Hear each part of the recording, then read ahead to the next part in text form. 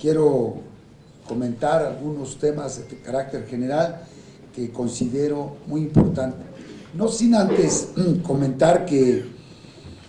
también se debe celebrar que en la Cámara de Diputados fue unánime, casi unánime, la aprobación de la creación del Instituto Nacional de los Pueblos Indígenas. Todos los grupos parlamentarios participaron y hoy la senadora Xóchitl Gálvez hace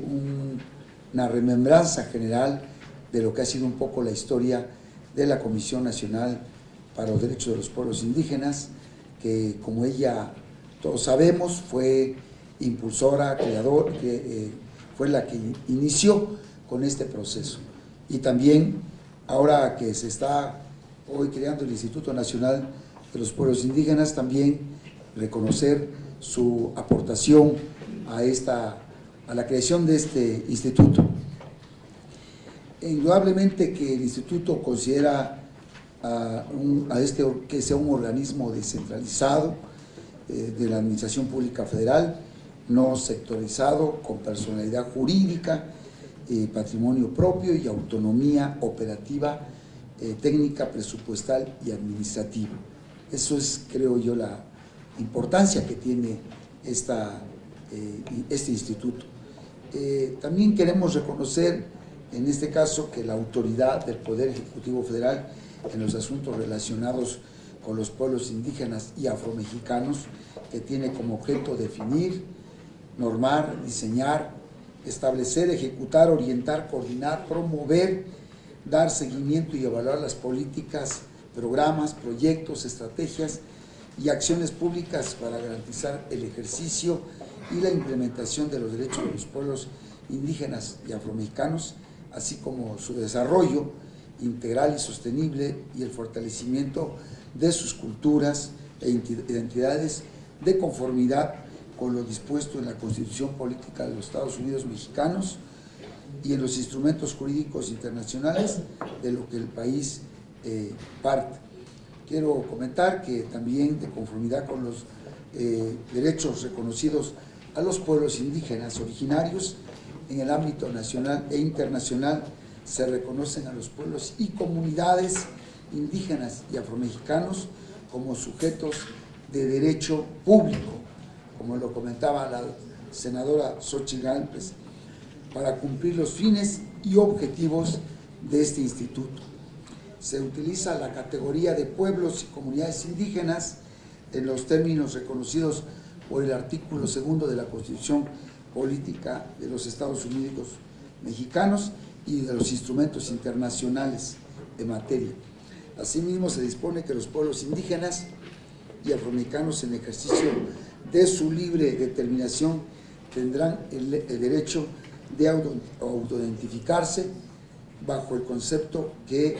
mejor se adapte a la historia, a su identidad y a su cosmovisión. En este marco, considerar a los pueblos indígenas como sujetos de derecho implica que pueden acceder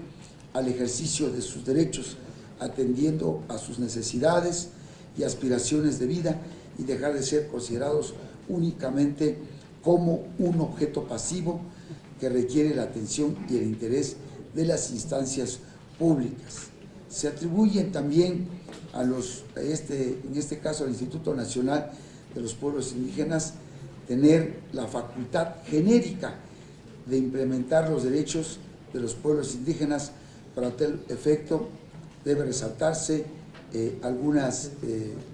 atribuciones, como la de definir los lineamientos que permiten conducir y orientar las políticas públicas, aprobar y participar en coordinación con las instancias competentes en la formulación, ejecución y evaluación de los planes y programas, proyectos que realicen las dependencias y entidades de administración pública federal, evaluar las políticas públicas, promover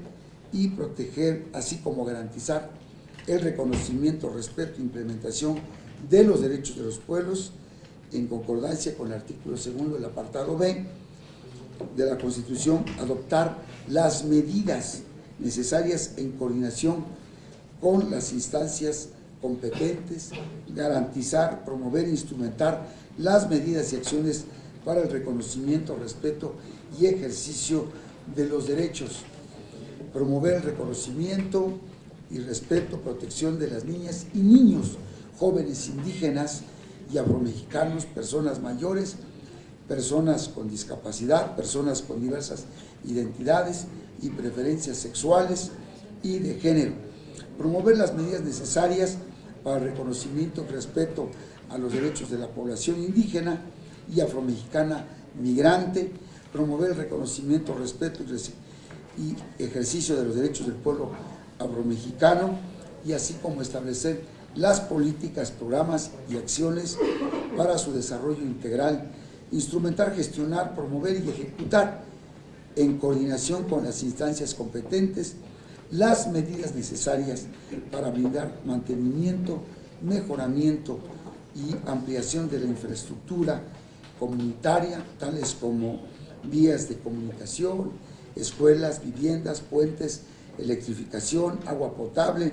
drenaje, saneamiento y en general todo tipo de infraestructura.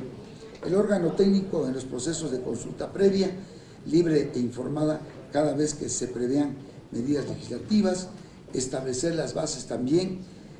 para integrar y operar un sistema nacional de información sobre pueblos indígenas y afromexicanos que contenga elementos y características fundamentales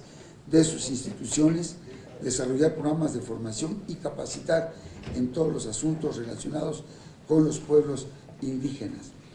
Entonces, es muy amplio, efectivamente, las atribuciones, y comparto todo lo que ha comentado la senadora Xóchitl Gálvez en función